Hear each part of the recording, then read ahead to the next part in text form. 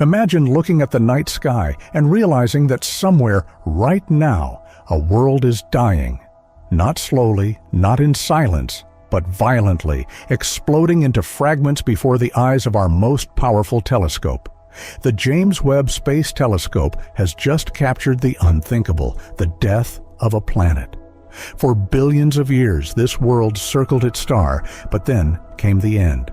Its surface was stripped, its body torn apart, until a final cosmic detonation scattered its remains across space. This is not a theory. This is not science fiction. It is reality. A planet has exploded, and Webb recorded it. What does it mean for us? Could Earth someday face the same fate? Tonight, we will uncover the terrifying truth about how planets die, what Webb really saw, and why scientists believe no world is safe forever. Stay with us, because what you're about to learn will change the way you see the universe. Like this video, subscribe, and share it, so that more viewers can see the video. YouTube algorithms like that, and trust me, you don't want to miss what comes next. The planet Webb captured was doomed from the start. Orbiting dangerously close to its star, it was locked in a gravitational dance that could only end one way: in destruction. For eons it held together, enduring massive radiation and tidal forces. But every orbit weakened its stability, stripping away its atmosphere, cracking its crust, boiling its oceans into space. What Webb saw was the final stage, the star's gravity overwhelming the planet's own, pulling it apart piece by piece. Astronomers call this the Roche limit, the invisible boundary of death. Cross it, and disintegration is inevitable. The data Webb recorded shows massive clouds of debris, glowing fragments heated white-hot as they scattered into orbit. It was, in essence, a funeral in the stars, the violent death of a once stable world. For scientists, this is more than a tragedy, it's a warning. Because if it happened there, it can happen anywhere, even here. Planets are not eternal. They are fragile, temporary structures held together by gravity, vulnerable to the violent processes of the cosmos. Across the galaxy, worlds are destroyed in countless ways. Some are consumed when their stars swell into giants, engulfing everything in their path. Others are shattered by collisions, cataclysmic impacts that break planets into fragments. Some are stripped of their atmospheres by radiation, left as barren, lifeless husks. And some, like the one Webb observed, are torn apart by tidal forces. The universe is not a safe, gentle place. It is a constant battle of creation and destruction. Webb's ability to detect heat signatures and chemical fingerprints gives us an unprecedented view of this process. We now know that planetary death is not rare. It is common, inevitable, and happening all the time. If you imagine the night sky filled with trillions of planets, remember this: many of them are already dead. Their remains drift as dust, feeding the birth of new stars and worlds. Death and rebirth are woven into the fabric of the universe itself. The destruction of a planet is not the end of a story. It is the beginning of another. The Roche limit is one of the most terrifying concepts in astronomy. It is an invisible threshold, a point of no return. Cross it, and no planet, moon, or even star can survive intact. This limit is defined by the balance of gravity. A planet's own gravity tries to hold it together, but if it strays too close to a massive star, the tidal forces grow stronger than the planet's cohesion. When that happens, disintegration is inevitable. The doomed world Webb saw had crossed this line. Each orbit, its star, tore at it more violently, until finally the planet's structure failed. The fragments spread outward in a glowing halo, each piece burning bright as it was consumed. To us, it looks like an explosion.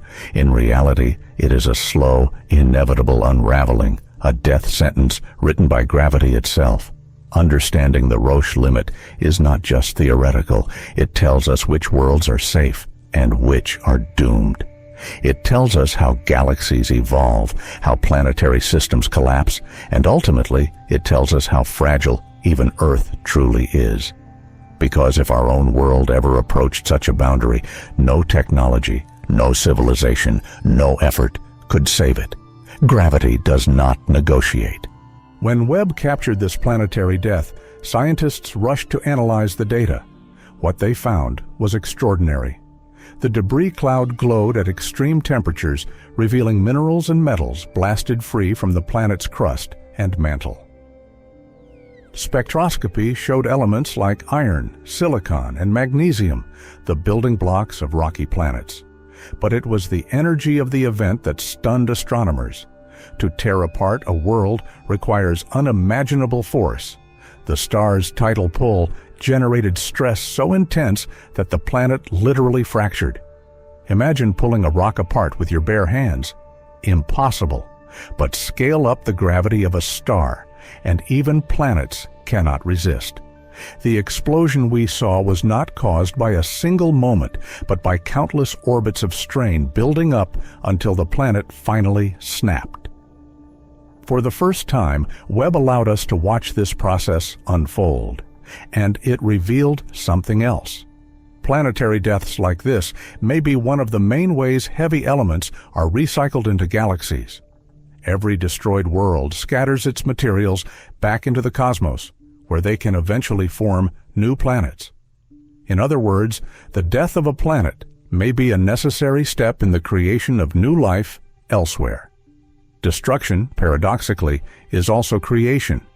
For decades, astronomers have searched for habitable exoplanets, worlds like Earth that might support life. But Webb's discovery is a harsh reminder. Even if such planets exist, they are not safe forever. Many may be orbiting unstable stars, destined for destruction. Others may already be in the process of dying, their signals hidden in the dust Webb detects. This raises profound questions. How long can a habitable planet survive? How many civilizations may have risen and fallen, erased by cosmic forces before they ever had a chance to escape? For every Earth-like planet we find, there may be dozens whose stories ended in fire. Webb's ability to observe planetary deaths gives us a sobering perspective. Life is fragile, temporary, and rare. The planets we see may be shining briefly, only to vanish tomorrow. For us, it is a reminder to value the moment we live in. Earth's stability is not eternal. One day, it too will end. The only question is whether humanity will still be here to see it, or whether we will have already found a new home among the stars. The short answer is yes. Earth is not exempt from the laws of physics. In about 5 billion years, our sun will expand into a red giant, engulfing Mercury and Venus, and very likely Earth as well. Long before that, rising solar luminosity will boil away the oceans, strip the atmosphere, and leave Earth barren. Our planet will not explode violently like the one Webb saw, but its death will be no less final. For humanity, this is both terrifying and motivating. We live on borrowed time. Every civilization in the cosmos faces the same challenge: adapt or perish. The discovery of a planet's death by Webb is a glimpse into our own future. Could Earth survive longer if we leave it? Could humanity spread to younger stars, escaping the fate of our sun? These are no longer just philosophical questions. They are survival strategies. The death of one planet is a warning to all others. If it happened there, it will happen here. The only unknown is whether we will be prepared when the time comes.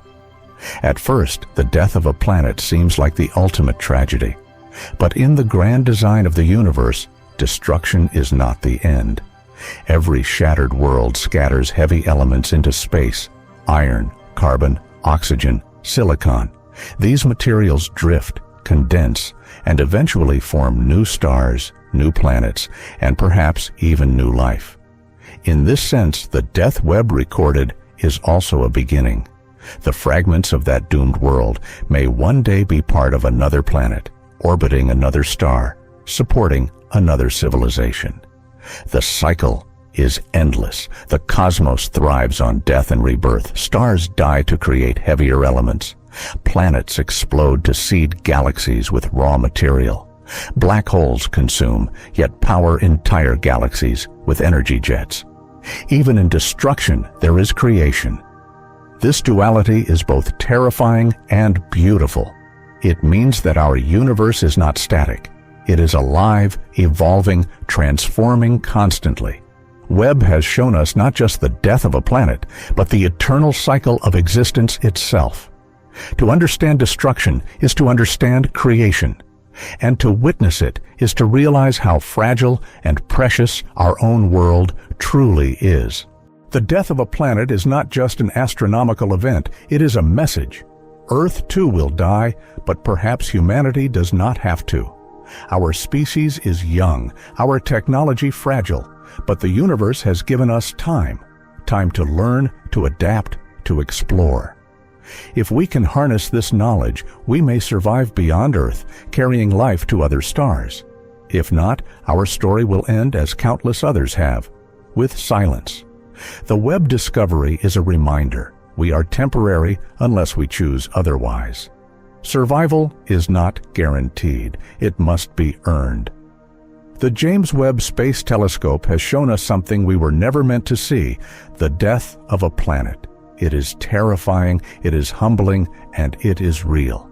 One day, Earth will face the same fate. The question is simple. Will humanity still be here to see it, or will we find a way to escape?